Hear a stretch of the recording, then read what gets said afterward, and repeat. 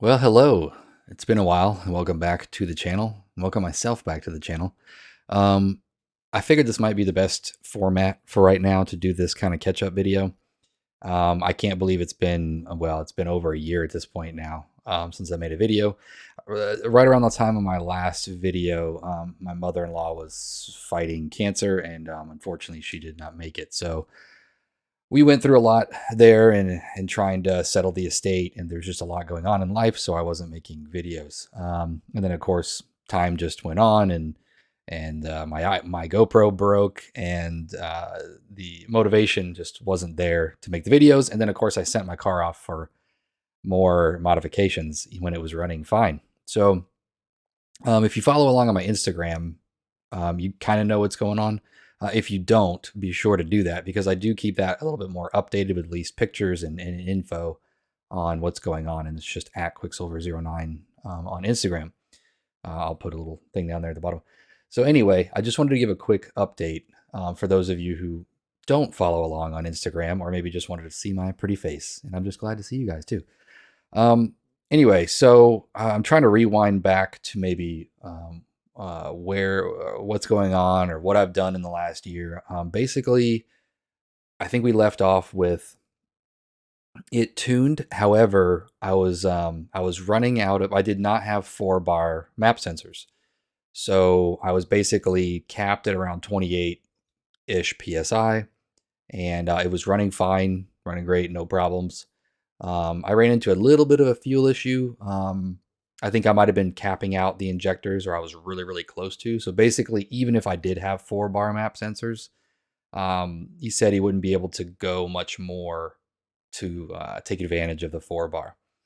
So I kind of felt like, well, dang, I can do that. I have the setup for it, so why not? Well, that's how it happens, right? So and of course, a lot of people were telling me, oh, yeah, you don't want to do too many pulls on a log manifold like that, because your EGTs aren't that great, or they get really high really quick on a log manifold. So, of course, tubular manifold was one of those things that kind of has always been hanging in the background. And it's like, hey, okay, if you get a tubular manifold, you could get 40-ish wheel horsepower or more from just having that high efficiency setup. So, of course, that's what I set out to do. And of course, you go, okay, well, while I have the exhaust manifold off and doing all that junk, why put it back on without putting a bigger turbo on? So in comes the 6266. And of course, with that, you've got to, then of course, you need bigger injectors, and, you got to get the tubular manifold, so that's where we ended up in this situation. So got the 6266 in, and I'll switch over to my desktop here, just if I got the right button. Oops, I did not have the right button. So I will take you through a little bit of the pictures here. But basically, well, there's the 6266, right?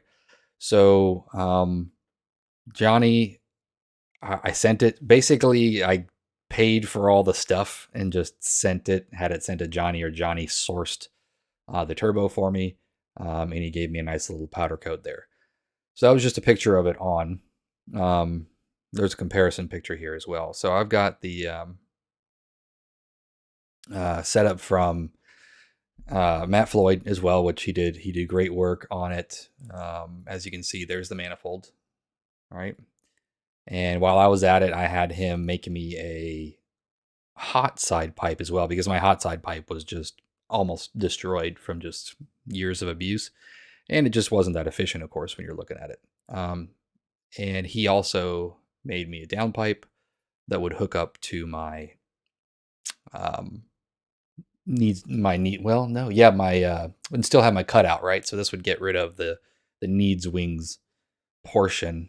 Basically, it would connect to. Oh, and also I totally forgot I have a MPX 3-inch exhaust now, which I've always ran the just stock catback, because I've always had an exhaust dump. So I figured, okay, well, and it always sounded great. The straight 3-inch off the manifold into a 2-inch or whatever it is, 2.5-inch catback just always sounded good.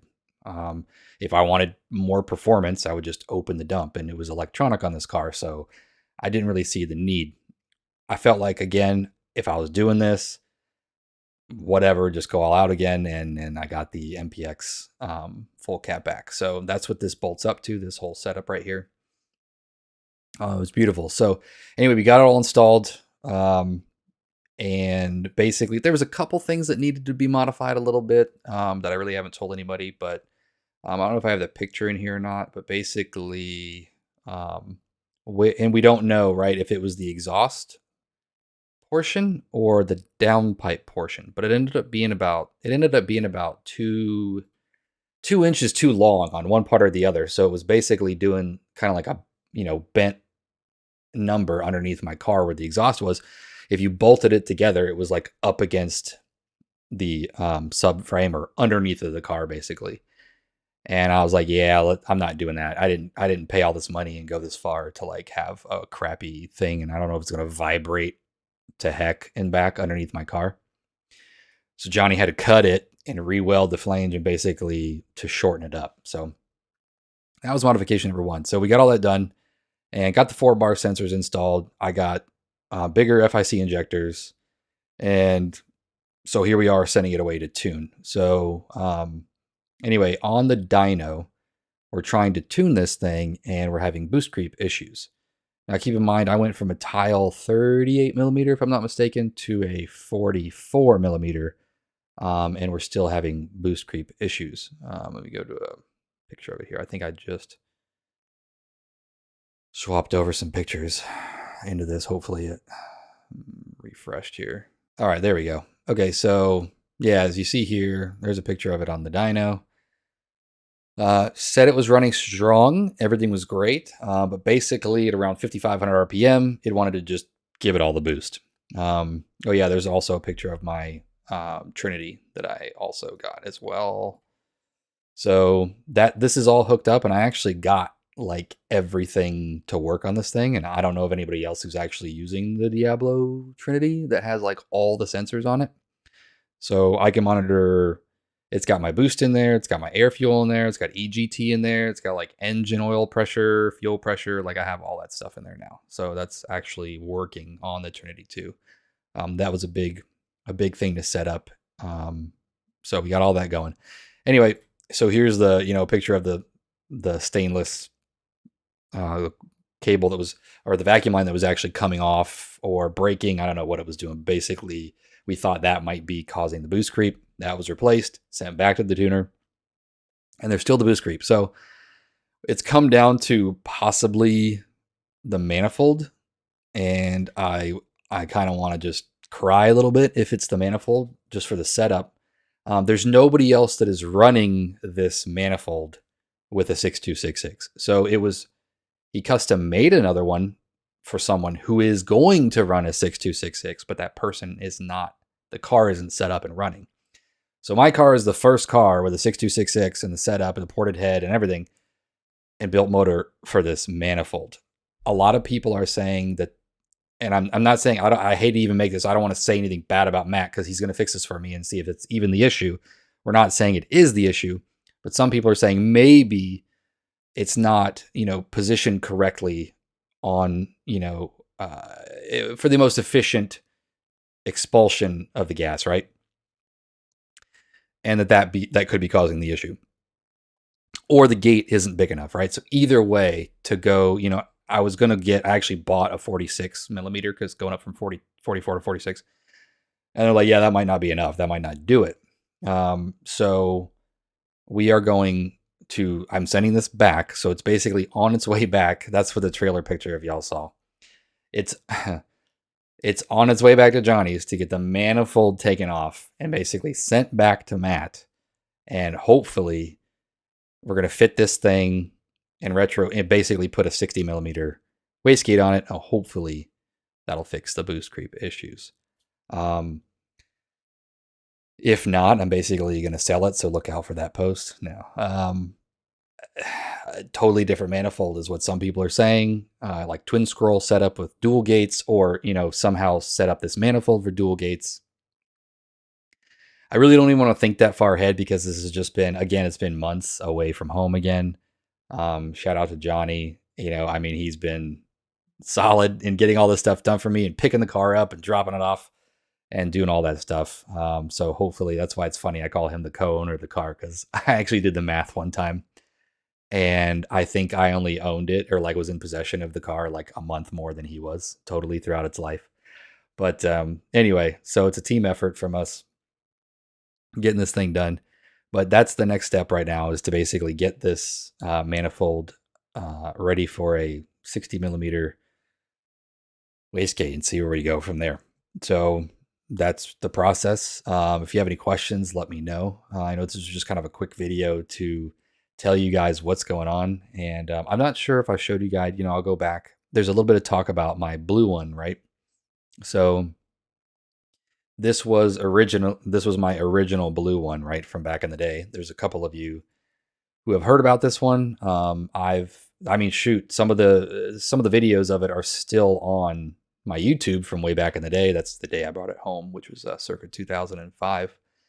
So I go back a long time, of course, with the neons, and there's a little picture of when I sold the car is on the bottom. So this was in 2014, I think I sold it. And just so you know, I'd had the car right for almost a decade. I'd been upside down, left, right, backwards, racing people, going to the track. I've got 50 time slips of that car going down the track with nitrous, all kinds of stuff. And I think at best it ran I ran a 12.1 with like a 1.760 foot. And that was just like bolt-ons and a 50 shot of nitrous. It was like crazy. So, and that was like tuned with a map clamp or something stupid back then. Like I never even got back to the track once I finally got a Diablo Sport because I was racing it before there was actually a Diablo Sport tuner for the car. Some of you don't even know what a map clamp is. But anyway, just so you know, it was like a potentiometer that you would stick in between the signal of the map sensor to trick the car into thinking it had more or less boost to adjust the fuel. It was terrible. But it somewhat worked. Anyway, and then of course, picking up the car is on the top. Again, I tracked down the owner and I just kind of hung around. It was seeing, hey, give me first shot if you ever, come across selling it or wanting to sell it. And of course, he did. And we got it back with a friend of mine who I wasn't ready for it at the time because I just got done dumping like 10 grand into the red car and getting it back. And I didn't have a space for it. I had no room in the driveway. Like I barely had room for my red neon, right? Because I have a daily driver. And of course the red car is my play car. So he's like, well, I've been looking for something to mess with. I'll go get it. I'll pay for it. I'll keep it at my place and we'll work on it together. And whenever you are ready, you can just buy it from me. I said, hey, well, can't say no to that. So we went and picked it up, and believe it or not, this car actually runs, looks like heck, but it runs great. I mean, shifts through all the gears, it boosts, it holds boost. Shoot, it almost spins the tires in second gear from a roll. And anyway, it's mechanically sound. Renee and I, my buddy, we went through a couple things, and he redid some of the wires. I still had a lot of things in there from when you had to jerry rig things before there was harnesses for the watt box and two-step. You had to hardwire it in.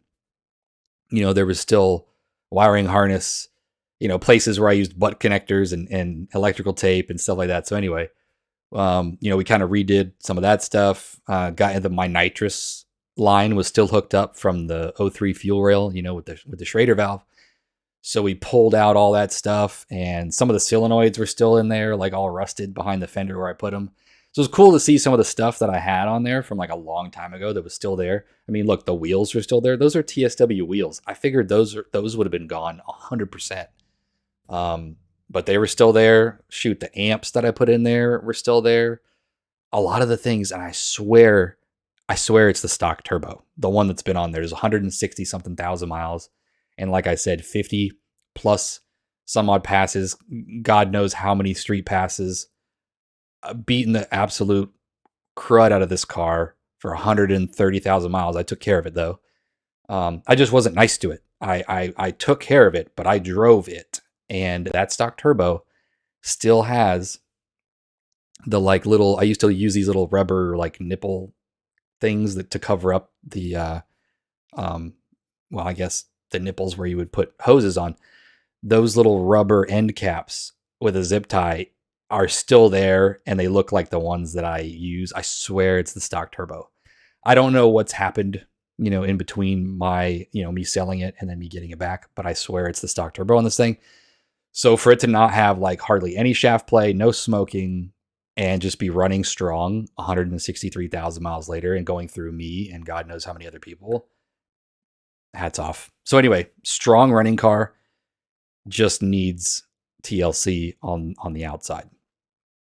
So, the window seals are kind of going, and, some of the seals overall and the paint, and some of that was just, the previous owner trying to fix it and sand it down and stuff like that. So anyway, the plan with that car, so anyway, how it happened, how I ended up, and let me go back to this other picture here. I'm kind of rambling on. Sorry. There's a lot of history with the SRT4s here. So, I actually have a shop now, which I'll probably do in a separate video just because this one's probably, oh yeah, I'm rambling on. It's like 17 minutes here. This is in my shop now. So he basically, he was keeping it at his house. I had a shop built. I'm in a totally different, I moved and I've got property now so I could have a shop. And the shop is built. There's plenty of room in there. And he was having his roof replaced. So he had his solar panels in his garage and this was outside. And we kind of were talking about it, and I was like, well, shoot, bring it over to my place. I got plenty of room. We can keep it in the shop. And, I knew the idea was eventually for me to get this back from him one day and kind of use it as like a track car, like a club racing car. And, I got to talking. He was starting to talk about a bunch of plans for it. And I was like, I don't want him to like, because I was probably going to be ready at some point this year. That now that the shop is built and, all that kind of stuff. So I didn't want him spending a whole lot of time and money into it and then me just wanting it back. Plus, if I was going to, use it for a track car, why paint it or spend a lot of money or time painting it when I'm just going to be going out there and, being on a track where I'm going to be probably, bumping people or rubbing or whatever, rock chips, who knows. Right. So we talked about it and he was just like, hey, I'll just bring you the title and you just pay me whatever, whenever. And I was like, are you sure? Cause anyway, so it worked out to where the car is basically mine now. And, if my wife is watching, just kidding, but I basically got I get a little spiff like Visa card from the job I do. If I sell a radio, they give me like $16 per radio that I sell. So when I get big deals, I can end up with quite a bit of money on that card. So I'm just going to give them the money from that card. It doesn't go to the bank account, I still have my regular paycheck, all that kind of stuff. So anyway, technically I have the car back. And that's how that ended up back in my stable. So the plan for that one is to get it eventually, once this red one's done, to get that kind of like a track ready for club racing, SCCA type stuff. Or we have something down here called Chin Motorsports, where basically it's, I live in Sebring where we have the 12 hours of Sebring International Raceway. Excuse me. There's events down there where basically you can get out on the road course and make it a road course car. So cage it, go all suspension and brakes, basically like Douglas Wynn style, if you know who that is, type stuff on it. So I think that'd be fun platform. I went back and forth with like, oh, do I need to get a rear wheel drive car? Do I need to do this or that? I figured, you know what? I know the platform so well. I'll try to do most of the work on this one. I wanted that red one to be like perfect, and there was like massive upgrades that I've never done. So I like the fact that Johnny's built that car, and I wanted him to finish building that car so he could say it was built by him, right? For the most part, I've done little things here and there, but for the major modifications, that's a Johnny Boost car. So anyway, that's the plan with the blue one. That's the plan overall. I'll show you guys the shop on the next video. If you got any questions, comments, whatever, something you want to see, I'm hoping that we will get the car back. Matt says he'll probably be able to get me in relatively soon, so I'm hoping that'll happen. Either way, I'll show you a couple of videos here on the dyno to hear it, and we'll leave off on that.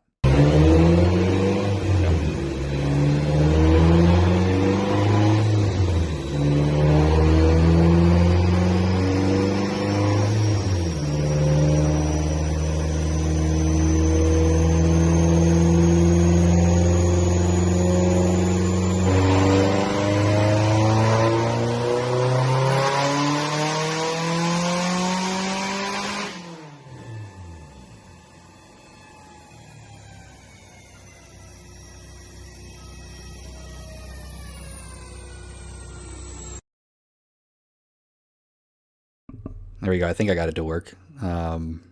Anyway, let's see if I got another video. I think I only got a couple of them. Here's the blue one running. This is a familiar sight. Oh, I'm rolling. I'm starting to roll back. That's funny.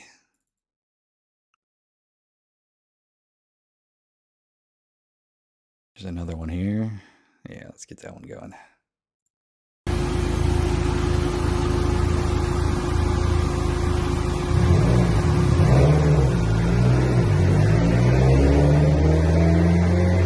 She looks good on the dyno, doesn't she?